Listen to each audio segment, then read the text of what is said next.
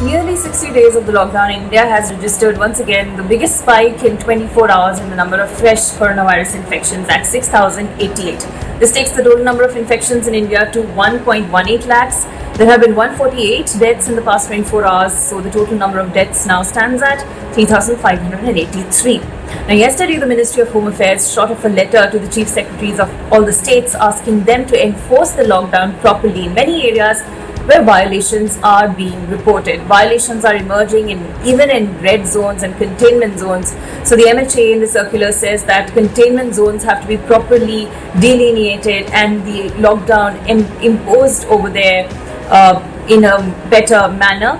It's also raised concerns that non-essential activities are still taking place in many places between 7 p.m. and 7 a.m. So this night curfew is not being abided by. The MHA has said that in order to curb the spread of the disease, it is very important that non-essential activities, this does not occur during the night curfew time. It's raised these concerns and warned states that the fight against COVID-19 may be weakened if the lockdown restrictions, even though they are much more relaxed this time, but there are some restrictions that remain, and if they are not abided by carefully, then the fight, we could lose the fight.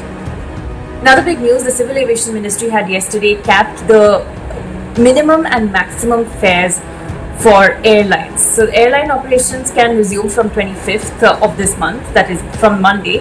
And in order to ensure that after nearly 2 months of lockdown, of suspension of flights, in order to ensure that the prices of tickets don't skyrocket, the Civil Aviation Ministry has fixed a lower band and an upper limit for the price of tickets.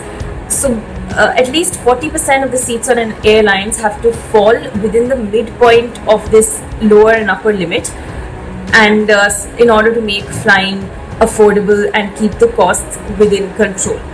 Also, apart from the new fares, these new fares are going to be applicable up till August the 24th. So for the next 3 months, this new structure is going to be applicable.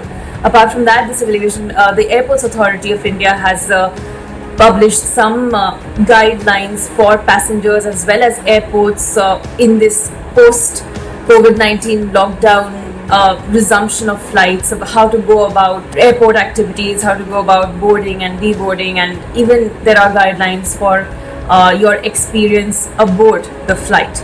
So these will be available, these are on your screens right now, and these are also publicly available online. You can go through them if you're intending to fly in the near future.